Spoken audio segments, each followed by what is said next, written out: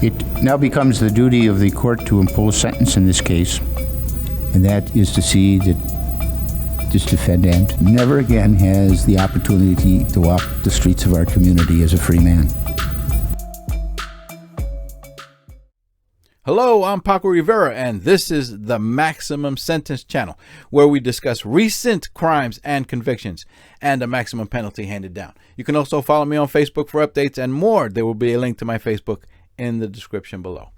The story I'm going to tell you about today is yet another tragic case of a very disturbing domestic violence situation in a relationship. But before I proceed, I want to offer two pieces of advice. First, if there is anyone out there involved in a volatile, violent, and dangerous relationship, please make a call to get help. There are 24-hour helplines with professionals dedicated to helping you. You can see that number right here. Most documentaries and true crime TV episodes typically leave this message for the end of their presentation. I'm putting it right here at the start of mine. And here's my other advice for all you women out there, and some men too, because I have seen quite a few cases with very violent women in a relationship. Anyway, my other advice is, if you ever find yourself in a bad relationship with someone that you are living with, and you have made the decision to leave, to move out, the worst thing that you can do is throw a temper tantrum with the man right there in the house, grab a suitcase from the closet, and start packing your things in front of him. I don't recommend that, even if the man has never shown a hint of violence in his life. Don't do it. Now, I'm not saying that is what happened with the case that I'm going to tell you about today. I'm trying to make a point that if you decide to move out, you don't say anything, not a word. You keep it a secret. You wait until he leaves for work and you know he's going to be gone for 8 hours, or wait until you are sure that he's going to be gone for a while. Then you quickly gather your things and get the heck out of there. Yeah, he's going to be surprised when he gets home, but you will be safe. I have lost count the number of cases that I've heard about where a woman shouted, "I'm leaving you right now," and the woman gets killed. Adam Fravel and Maddi Kingsbury met while students at Winona State University in Winona, Minnesota, and they began dating. Maddi would later become pregnant. Adam Fravel decided to drop out of college and get a job so that he could take care of what he saw as the start of a family. Fravel and Maddi also settled into a home right there in Winona. Maddi did finish college and began work as a clinical research coordinator at the Mayo Clinic in the nearby town of Rochester. Maddi would later get pregnant again, and they had a second child. Fravel had maintained his job until the COVID pandemic in the year 2020 got him laid off from work. And while he was unemployed, he began taking flying lessons. Over time, Fravel had become fully dependent on Maddi financially, and the relationship began to sour badly, and he became abusive. Family and friends of Maddi Kingsbury would see bruises and injuries on Maddi and marks on her neck. One friend later told investigators that while she was on a FaceTime video call with Maddi, there was a moment that she was arguing about something with Fravel, and the friend witnessed on the video call Fravel walk over and slap Maddi in the face. Maddi had admitted to her friends and some family members how she got the bruises and how the marks on her neck were from Fravel trying to choke her. Everyone told Maddi that she needs to get out of that relationship. But unfortunately, Maddi had insisted at the time on trying to keep her family together, even though she and Fravel never married. There was another moment where Maddi had said that Fravel seemed to be infatuated with the case of Gabby Petito, all over the news when Gabby went missing in August of 2021, and her body was found in September of that year. According to Maddi, Fravel had made a threat to her that if she's not careful, she will end up like Gabby Petito. But Maddi would later say that Fravel was just joking. She also said that you made a commentary that if she doesn't listen, that she's going to end up like Gabby Petito.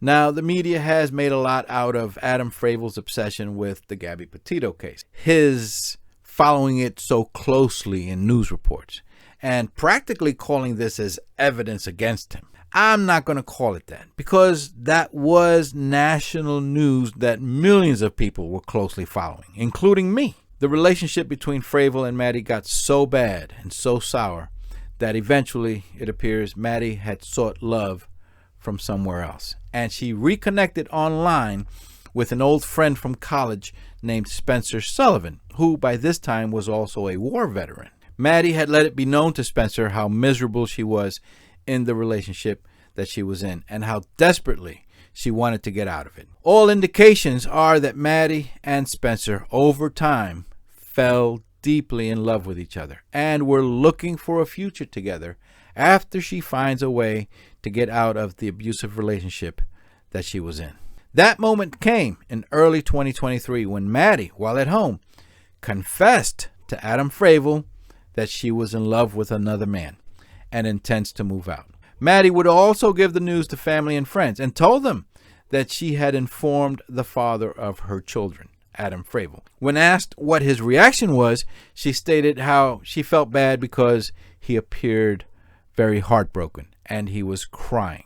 But Maddi made her decision and she was going to move on. However, over the following weeks, Fravel insisted that he wanted custody of the children and went into these tirades, letting Maddi know that he was not going to allow another man to raise his children. Early on the morning of March 31st, 2023, Maddi and Fravel dropped off their two children at a daycare center. There are video surveillance cameras at the daycare center that show that. According to Fravel, he and Maddi went back to the house, and Maddi went down to the basement office to do some work on her computer for a little while before leaving to work at the Mayo Clinic. It was later learned that during that time, Maddi had also exchanged some text messages with her sister Megan and even shared a picture that they had both laughed about. Fravel said that while Maddi was in the basement office, he loaded boxes of stuff into her minivan to take back to his parents' house in Mabel, Minnesota. Fravel stated to investigators that he left his car at the house for Maddi to get to work with and drove Maddi's minivan to transport his stuff. He also said that just before reaching his parents' home in Mabel, while reaching a point in the town of Choice, Minnesota, he realized that the stuff in the boxes he was moving was actually going to a storage unit, not to his parents' house. So while in Choice, Minnesota, he turned around and drove back to the house. He saw that his car was still in the driveway and thought Maddi decided she didn't want to drive his car and had carpooled with a coworker to the Mayo Clinic. So he went about his day running errands. Meanwhile, Maddi's mom tried calling Maddi several times throughout the day, but Maddi wasn't answering her calls. Maddi's mom then called her other daughter, Megan, to let her know that she can't reach Maddi. So Maddi's sister Megan called Maddi and left a voicemail saying, "Mom has been trying to reach you all day. Please call her." Maddi's sister Megan would also learn that Maddi never made it to work at the Mayo Clinic that day. Both Maddi's mom and Megan live very far from Winona, so Megan called a mutual friend who lives in Winona and told her what's going on, and the friend said that she will go to Maddi's house now. Adam Fravel said that he tried texting Maddi several times that day, and she wasn't responding. He later asked her if she was going to pick up the kids at the daycare center, and after not getting a response, he went to pick up the children himself, and from there proceeded straight to his parents' home in Mabel. Maddi and Megan's friend, who lives in Winona, arrived at the house, and there was nobody there. Maddi should have been home by now with the kids. After discussing the situation with Megan on the phone, it was decided to call Winona police and report Maddi missing. When Winona police got the call, they asked when was the last time anyone heard from Maddi, and were told in the morning when she was texting her sister. Police said it was way too early to file a missing persons report and that the family would have to wait at least 24 hours. Okay, we're going to break away from the story for a moment to discuss something. I know it must frustrate a lot of people when we have a situation like this and wonder why police don't take it seriously. But people must understand, statistics have shown, and you can look this up, that police around the nation receive thousands of missing persons reports from callers every day. According to one report, 600,000 persons are reported missing every year. And guess what the report also says? That almost all of them return home that day or by the following day or a couple days later. Very few are cases that met with foul play, like less than 1%. Yeah, in a lot of these cases, people are calling police back that same night saying, oh, never mind, she came back home. You got people calling the police station because their teenager has been gone for an hour. 1 hour. And the kid isn't answering his or her cell phone. Turns out they were at a friend's house on the next block or shopping at the mall. It's a continuous problem. So if police took the time to immediately investigate every single missing persons report called in, they wouldn't have time for anything else. That is why, unless it is a very young child or there are obvious signs of foul play, like a big pool of blood where the missing person was last standing, they can't go investigating immediately. Unfortunately, there is that 1% of missing person cases that does turn out to be that something really bad happened. And one can only hope, first of all, that the person is found safe and unharmed, or in tragic situations, that the perpetrator is caught and punished. So Maddie's family and friends were frustrated that police didn't take them seriously. By the following day, however, members of Maddie's family arrived in Winona and made entry into her house. There they found Maddie's coat with her cell phone inside a pocket. She needs to wear that coat when she goes out. And a backpack that she uses as her purse to take her stuff to work. Now they knew something was seriously wrong. They called Adam Fravel, letting him know what they found. And Fravel, now at his parents' house in Mabel, instead of becoming concerned, he became angry with the family. He told them that she's only been gone 1 day, that she could be anywhere. She might be with the boyfriend. And why were they making a big deal out of it by going into the house to look around? By this time, Winona investigators had begun their investigation and also suspected foul play. There were two people they needed to focus their attention on.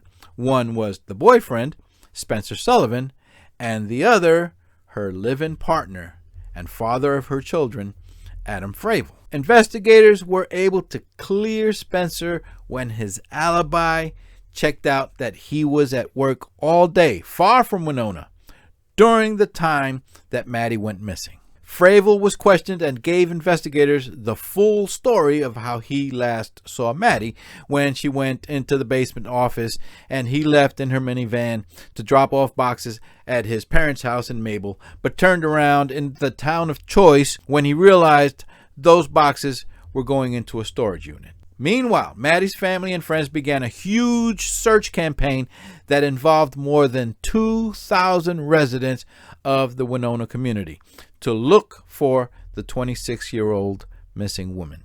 Authorities used helicopters and tracking dogs. And those searches continued for 68 days until a sheriff's deputy on patrol on June 7th, 2023, walking alongside a ditch on a deserted roadway, found the remains of a body. And that body turned out to be Madeline Kingsbury. Law enforcement has confirmed the remains are those of Madeline Kingsbury.